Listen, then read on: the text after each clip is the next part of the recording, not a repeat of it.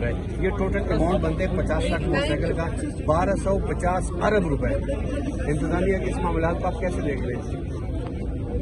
1250 ارب روپے ہیں، یہ جائیں گے قومی خزانے میں، کیونکہ ای ٹیک کے حساب سے میرا خیال ہے کہ یہ پیسے جائیں گے NHA کے اکاؤنٹ میں، NHA کے اکاؤنٹ سے ٹریجری میں جائیں گے.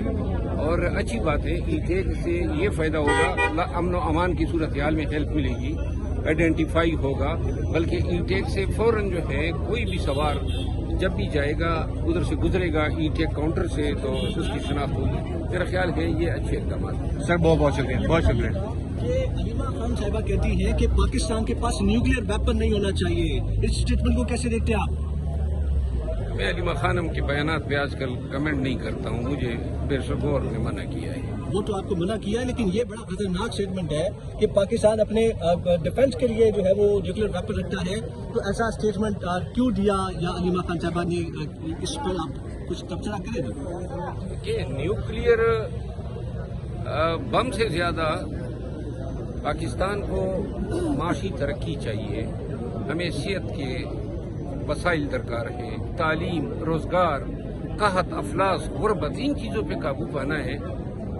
آپ نے 96 سے ایٹم بم بنا کے رکھا ہوا ہے، ڈیٹرنٹ کے طور پہ کام آئے گا، وہ بھی اس وقت جب جنگ ہوگی. لیکن عام زندگی جو ہے جو ہم گزار رہے ہیں، ہمیں ایٹم بم کے ساتھ ساتھ اپنی اور دیگر ترقیوں پر بھی توجہ دینی چاہیے.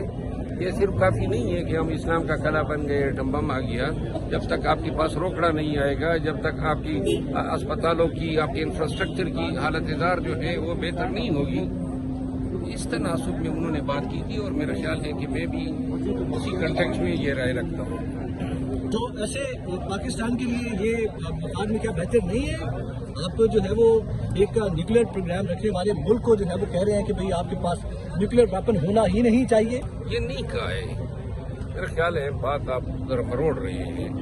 اس نے یہ نہیں کہا ہے کہ پاکستان کو ایٹم بم نہیں رکھنا چاہیے. اس نے یہ کہا ہے کہ ہماری دشمنیاں ختم ہونی چاہیے، ہماری انڈیا کے ساتھ رقابت کی کوئی وجوہات نہیں ہے. 700 سال ہم اکٹھے رہے ہیں، تو لہذا ہمیں بہتری کی طرف جانا چاہیے. تمام پڑوسیوں کے ساتھ ہمارے معاملات ٹھیک نہیں ہیں، اپنے تعلقات بہتر کریں. تو ایٹم بم بے شک ہمارے پاس رہے، لیکن اللہ کبھی نہ کرے کہ اس کی استعمال کی نوبت آئے. شکریہ جی، غور خیال. سر بتائیے گا کہ آج عمران خان کے بڑے اہم ترین کیسز تھے، اور پھر جو ہے وہ سماعت نہیں ہو سکی. عدالت نے دوبارہ جو ہے وہ سماعت کے لیے مقرر کر دیا ہے. اور آج جو امینڈمنٹ لائی گئی ہے ایک floor of the house senate میں، وہ کیسے دیکھتے ہیں ساری صورتحال کے اندر؟ امینڈمنٹ جو لائی گئی ہے، کیونکہ اس کے لیے ضروری تھا، جو علیحدہ ہمارے پاس قانون تھا وہ یہ تھا کہ اپوزیشن لیڈر سے مشاورت ہوتی اور اس پہ پھر تصویہ ہوتا. لیکن میرا خیال ہے کہ موجودہ چیئرمین نیب جو ہیں وہ چونکہ حکومت کی نظروں میں بہتر پرفارم کر رہا ہے، تو انہوں نے اس کے لیے یہ امینڈمنٹ جو ہے انٹروڈیوس کرا دی.